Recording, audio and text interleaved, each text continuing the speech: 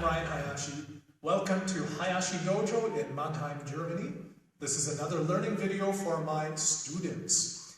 The topic of this one will be the structure of learning, not only within our dojo group, but karate in general. I've made a few notes and diagrams, which I'll hold up as visual aids. Basically speaking, we can compare the learning curve or the process of learning in the classical martial arts to that of music. So learning karate is similar to learning music in many ways. It takes time.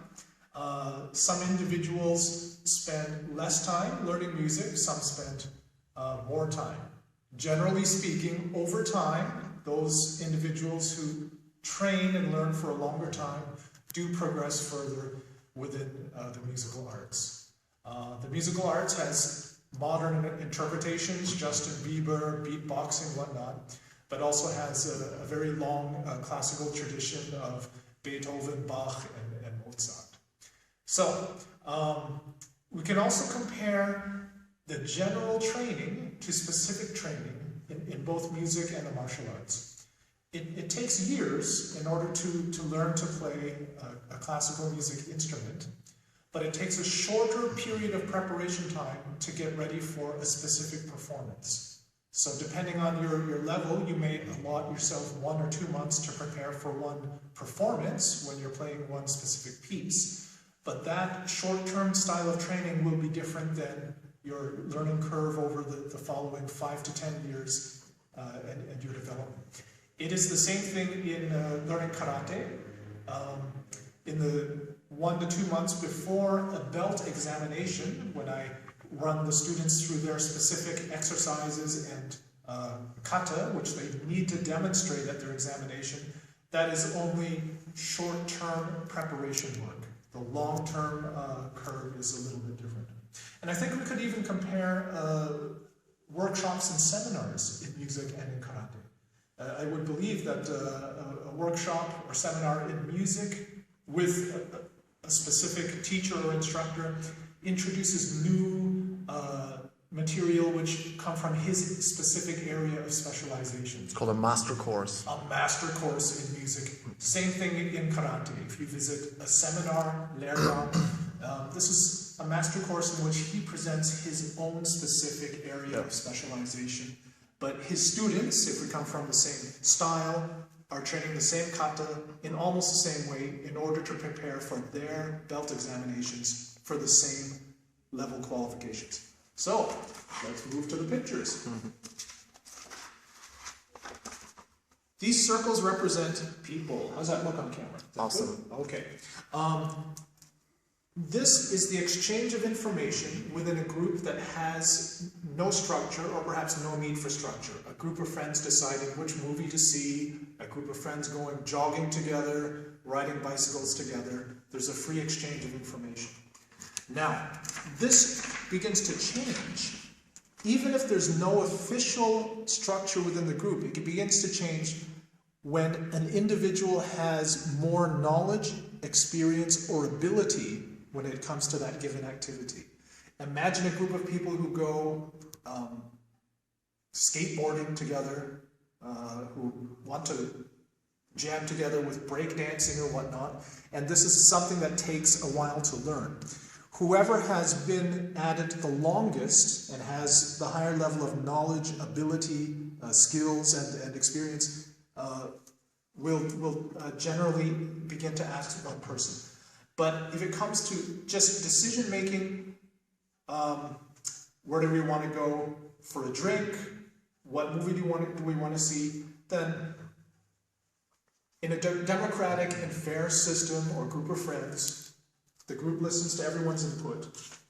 But here, we're talking about the teaching or the passing on of knowledge, the transmission of knowledge and experience. This is when one skateboarder, breakdancer, beatboxer can do it better than the other members of the group. He then begins to pass on this information to the others. Now, this is what we do in the martial arts, specifically within Budo, which means the traditional Japanese martial arts. We have a transmission of knowledge and experience which comes from up to down. Okay? It is passed on from one generation to the next, this transmission of knowledge. This is the same thing within music. For those who study Mozart and other names from classical music, thumbs up from Marco, our cameraman and classically trained musician. This same thing if somebody studies literature and they study the works of Shakespeare, okay? Or Roman writers. Or Roman writers, thumbs up again, okay? So you find this exact same structure within the sciences, mathematics, literature, art, and music. It's passed down from one generation to the next. Now, just a side note, why I'm addressing this topic and drawing little pictures. One member of the group just told me the other day at a Christmas party, she met a friend of a friend who also had been doing karate for 7 years. Also our specific style, which is Shotokan Karate. So she met somebody who had also been doing Shotokan Karate for 7 years. That's a long time. She mentioned Master Funakoshi in a comment, and this friend of a friend said, "Who?" Did not even know the name Gichin Funakoshi, the founder of our style. So this particular student came to me and asked me, how is that even possible? How does this work that somebody invests 7 years of effort and training into learning Shotokan Karate and cannot even name the founder of the style?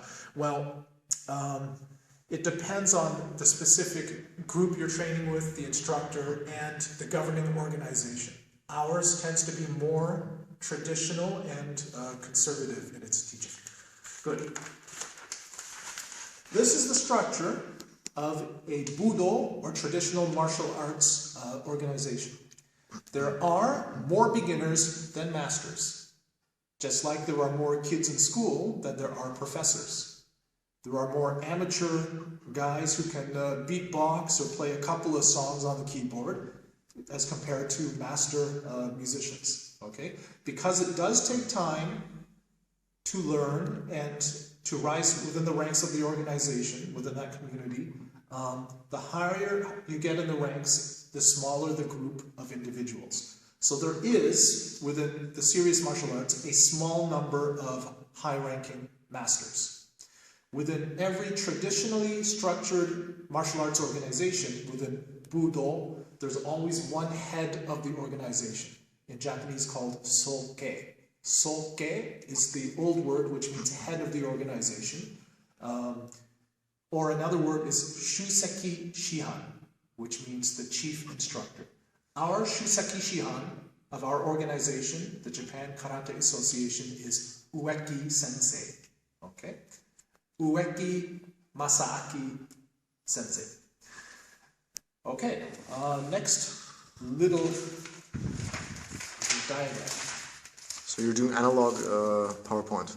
Okay, exactly. Which is awesome. Me and a awesome. marker. Okay. Now, not to criticize, not to judge, but there is a difference. What I often see within the Western world, in North America, Germany, and Western Europe, is this structure within a karate club or group. A teacher, a sensei, who has students who rank from lower rank to higher rank, depending on how long they've been training. But the relationship is always one-to-one, okay? The highest ranking student learns from the sensei. The other students learn from the sensei. Now, this is not the way it's traditionally done in Japan, okay? Within a traditional dojo structure, it looks like this. This teaching from the instructor to the students still is there, but there's more. It looks like this. A traditional dojo structure, if this teacher or sensei has 5 students, the highest ranking student, number 1, has 1 teacher within that dojo school. It's his instructor, the sensei. The next student then has 2 teachers. Student number 1 plus the sensei. Student number 3 then has 3 teachers. Student 1, student 2 plus the sensei. Student number 4 has 4 teachers within the group. Students 1, 2, and 3 must all help within this learning development, as well as a sensei. Student number 5 then has 5 people teaching him. Okay? This has to do with the senpai-kohai relationship. The relationship between higher ranking members of the group, senpai, and the more junior or lower ranking members of the group, kohai. This has nothing to do with chronological age. A new beginner who's in his first year can be an older person in his 50s or 60s. He will still be the kohai within the group. A senpai can be younger, but if he's been training for longer, is a senior member. So relative to each member's ranking within the group, all senior members are a senpai, and all junior members are kohai. So the learning structures are intensified. Yes, exactly. 11 minutes. Now, this picture represents the amount of time, attention, and correction that is given to the students within a business-oriented school or dojo. Not to criticize, but the motivations are different.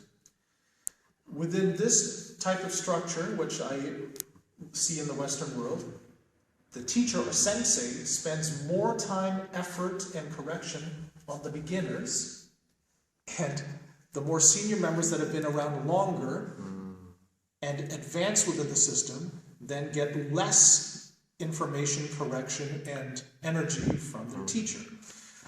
That's not the way we do it, and that's not the way it's done in traditional Japanese Budo structures, because this does not lead to very much learning after the first period of 3, 4, maybe 5 years. The advanced students will then plateau, get bored, not move forward, not learn anything, and not develop. Okay, that's not. Why is this structure in effect? In order to retain new This conscripts? structure is a money-making structure. Okay. Good question. Because martial arts schools will always have more beginners than advanced students. Because as people come, people leave. Which means there will always be more beginners within the school. Okay. This is the amount of time, attention, and correction given within a traditional structure. The sensei pays more attention, gives more energy and correction to the more advanced students. Okay? Traditional Japanese instructors will sometimes not even know the name of new white belts for the first half year. They're simply in the room, and they're only told one thing on day 1, watch and learn. So this is exactly what I say to our new beginners. I handle them within that manner. I say, look at what the group is doing, follow best you can. Okay? And then, over time, more teaching is then invested within the student.